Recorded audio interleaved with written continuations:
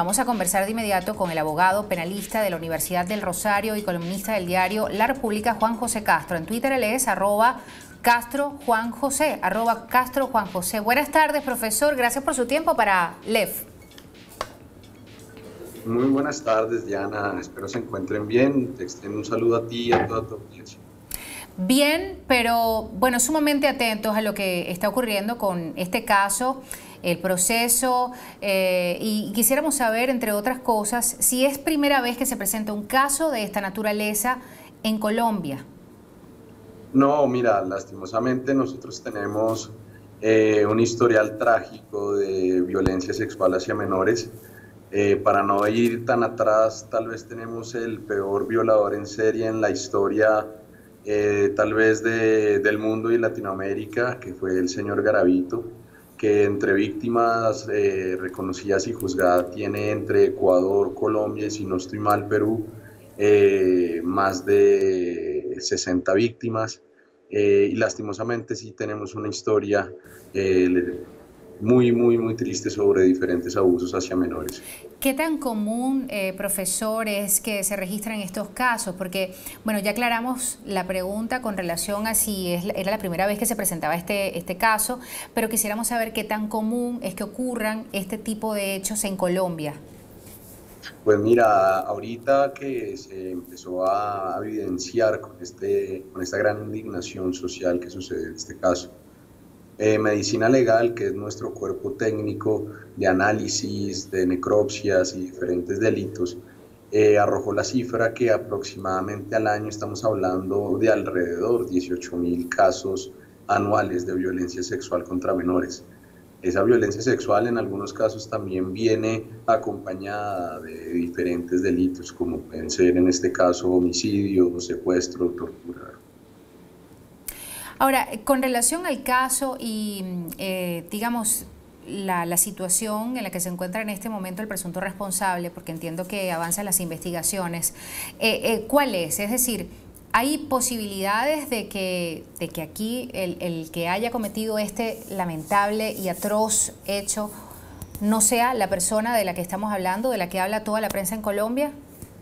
Mira, en este caso creería yo que la justicia colombiana y los aparatos judiciales, entiéndase la Fiscalía General de la Nación y los jueces, actuaron de una manera supremamente rápida, supremamente juiciosa, y al parecer, porque la información que tiene la sociedad es la que se ha transmitido a través de los medios de comunicación, permitirían concluir que muy probablemente esta persona fue la que cometió el hecho. Estamos hablando de registros de cámaras de video en el que se le hizo un seguimiento profundo y muy juicioso desde que la menor fue raptada hasta donde se llevó a la casa de este señor. Se le hizo muchísimos estudios a los vehículos, en recolección de muestras, de pruebas, independientemente de que se trató de realizar un lavado del cuerpo de la menor. Evidentemente la medicina legal hizo una necropsia de más de 10 horas donde al parecer, esto no es una información confirmada aún, sí existen muestras biológicas y rasgos de abuso sexual del señor Uribe frente a Juliana. Ahora, sí, cuéntame. Disculpe que lo interrumpa, pero quería aprovechar y preguntarle, ¿por qué en particular una niña de estas características, una niña de la etnia Anaconi, y por qué de esta manera?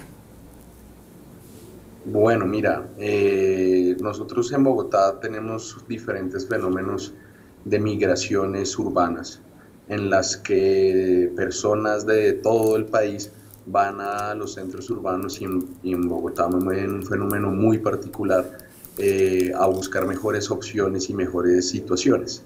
Tengo entendido que los padres solo habían llegado a la ciudad de Bogotá hace 3 meses. En relación al por qué es escudriñar de pronto la facilidad que tenía esta persona, porque los barrios era un contraste bastante particular, porque los barrios son relativamente cerca, pero en relación al estrato, que es la calificación de acuerdo al dinero que valen las cuestiones, es bastante diferencial. Estamos hablando de un estrato 1, 2 a un estrato 6, siendo 6 máximo y 1 al menos. Tal vez podría considerarse, siendo ya esto dentro del término de la especulación, que podía tener acceso muy fácilmente y que, como sí se ha determinado por algunos testimonios, esta persona, el señor Uribe, trató de diferentes maneras, algunas veces con dinero, de tratar de que diferentes menores se subieran a su camioneta. Ahora, la conmoción que ha generado este caso en Colombia y específicamente en el Cauca, bueno, han decretado 3 días de duelo. El retorno del cuerpo de Juliana Zamboní a la tierra del Cauca ha sido también, bueno, reseñado, ampliamente reseñado por los medios. Y nosotros esperaríamos que la justicia, en este caso, sea revelada lo más pronto, ¿no? Porque no se trata de una familia o de dos personas que se sienten afectadas, se trata de toda una comunidad. Además, esto pudiera ser calificado, y le pregunto también, violencia de género, por supuesto. Aquí hay un tema supremamente particular. Evidentemente sí hay un fenómeno muy generalizado de rechazo sobre la situación. Pero yo creería que en este tipo de procesos que son sumamente relevantes para la idea de justicia y la legitimidad de la justicia en la sociedad, creería que la Fiscalía tiene que tomarse el tiempo necesario, tiene un término máximo de 120 días desde la formulación de imputación, que fue en días pasados, para lograr estructurar un caso impecable, un caso que pueda permitir esgrimir y tratar de poder justificar todos los delitos que se le imputaron a este señor. El tema de la violencia de género juega un papel fundamental en este caso, porque tú podías encontrar que existían dos vertientes, dos variables, dos opciones bajo las cuales se le podía tipificar la muerte de Juliana al señor Uribe. La primera es el homicidio. El homicidio en su redacción es realmente básico, ¿cierto? Y te dice el que mataría a otro, y es relativamente, digámoslo, sencillo en comparación con el feminicidio probarlo, porque en el otro lado, el feminicidio tiene, aparte de probarse lo que ya te había dicho, el resultado muerte, la acción y la relación causal, tiene que probarse un elemento muy particular, que es el elemento subjetivo, ese elemento que este señor Uribe tuvo que tener para decir: yo voy a asesinar a Juliana por el hecho de ser mujer. Entonces, evidentemente, desde la perspectiva estratégica existe un poco más de complejidad, pero pues esa fue la decisión en este momento que tomó la Fiscalía. Ahora, ¿de qué manera se puede determinar esto que usted señala? O sea, ¿cómo determinar que este señor Uribe, ahorita en La Picota, asesinó, presuntamente asesinó, porque las investigaciones, repetimos, están en curso, a esta niña por ser mujer? O sea, ¿cómo determinar esto? En todo caso, pensamos, si la víctima hubiera sido un joven, y a lo mejor decide acabar con su vida por el simple hecho de que representa psicológicamente para él la evidencia de una actuación deleznable, ¿no? Le pregunto, ¿cómo determinar esto? Bueno, evidentemente, como te decía, esto le añade unos factores de complejidad mucho más fuertes al caso. Esto se prueba a través de un conjunto y lo que nosotros analizamos, una valoración conjunta de la prueba dentro del proceso penal colombiano. Tiene que analizarse en relación a la magnitud, por ejemplo, de la violencia sexual, que hasta el momento y a través de las necropsias se pudieron determinar que fueron actos sumamente violentos. Pero tal vez el punto fundamental es entrar a analizar todo el contexto del señor Uribe y mirar si en ese momento el asesinato se cometió sobre Juliana por el hecho de ser Juliana, ¿cierto? Y por eso te decía que es completamente complejo, porque ya no solo bastará con el hecho de probar el resultado muerte, sino que hay que mostrar que él lo realizó y se lo hizo a Juliana por el hecho de ser mujer, ¿cierto? Entonces es bastante complicado. Evidentemente pueden establecerse unas líneas argumentativas demostrando el desprecio hacia la situación, el desprecio hacia la mujer, el desprecio hacia la niña, ¿cierto? Pero que evidentemente va a implicar un reto bastante grande para la Fiscalía. Entiendo que también este caso ha logrado que en Colombia se retome el tema de la posibilidad de considerar la aplicación de la pena máxima en casos como este y otros, ¿no? Lo suficientemente graves como para así considerarlo. Entonces, le pregunto en cuanto a su posición y su opinión como jurista o como jurídica, la pena máxima en Colombia, ¿es posible considerar la pena máxima en Colombia para estos casos? Bueno, mira, el debate es el siguiente. Ahorita nosotros tenemos la posibilidad de aplicar una pena máxima, por así decirlo, que es de aplicar 60 años de prisión. El debate ahorita está girando en torno a la posibilidad de modificar la Constitución y aplicar o permitir la aplicación de la cadena perpetua. Pero que esto tiene increíbles dificultades jurídicas desde todas las perspectivas, porque desde la perspectiva internacional Colombia hace parte, por ejemplo, del Pacto de San José de Costa Rica, que es establece el Estatuto de la Corte Interamericana de Derechos Humanos, solo por poner un ejemplo, y ahí se proscriben las prisiones perpetuas. Nuestra Constitución también lo proscribe, pero acá hay algo más allá de todo, que es el eje central del que se tiene que partir, porque además de la cadena perpetua, se están sugiriendo, por ejemplo, penas de castración química, de castración quirúrgica, y es lo siguiente. Para analizar esto, tú simplemente tienes que irte al artículo 1 de la Constitución colombiana y te dice que el Estado se fundamenta bajo la idea de la dignidad humana. Y ese concepto, de la manera más básica que se puede explicar, es que la persona no puede ser nunca instrumentalizada para conseguir un fin, sino que la persona es un fin en sí mismo.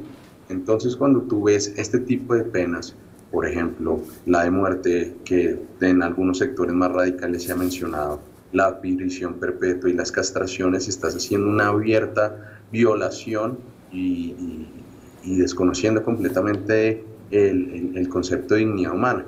En mi criterio, si quisiera realizarse eso, evidentemente tocaría cambiar absolutamente toda la tradición jurídica que tenemos en relación al respeto y de entender la dignidad humana como un punto de partida para todo. Ahora, la incidencia de este tipo de casos en Colombia, entiendo, según por ejemplo la directora del ICBF, Cristina Plazas, es de 2 niños aproximadamente cada hora. Quizás uno de los índices más altos en Latinoamérica, ¿no? ¿Pudiéramos profundizar un poco acerca de lo que está ocurriendo? Esto, y es una pregunta que estamos haciendo hoy a través de las redes sociales en Vivoplay, ¿no? ¿Esto tiene su origen o el problema es de una naturaleza cultural, educativa?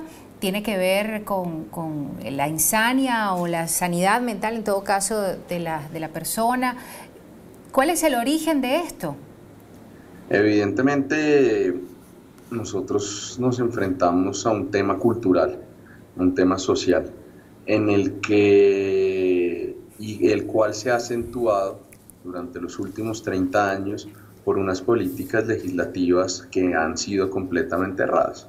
Entonces, cuando tú tienes estos problemas culturales y sociales, y no solamente es con los menores, es en relación a la mujer, por ejemplo, donde las personas hoy por hoy todavía no se les ha inculcado el respeto hacia la vida, hacia la sexualidad, hacia la autodeterminación, y simplemente se parten de relaciones de poder donde el dinero o la misma fuerza te dan un supuesto de ventaja sobre los demás.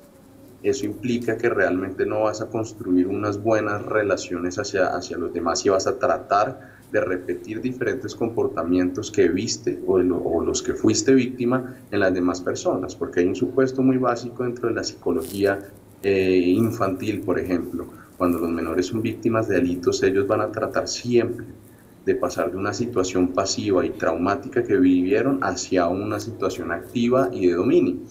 Entonces el problema, si es cultural, si es social, si es un raigambre que se puede llevar y se puede retrotraer en algunos aspectos a los aspectos más radicales de la religión, que son muy acentuados en Colombia, ¿cierto? Donde finalmente este problema no va a tener solución ni endureciendo las penas, ni creando una cadena perpetua, ni aplicando la pena de muerte, ni castrando química ni quirúrgicamente, sino que realmente esto requiere unas políticas no de gobierno, sino Sí. estatales, donde se busque educar a la población en valores. Profesor Juan José Castro, le agradecemos muchísimo su aporte el día de hoy para Latinoamérica en Vivo a través de Vivo Play. Bueno, muchas gracias, Diana.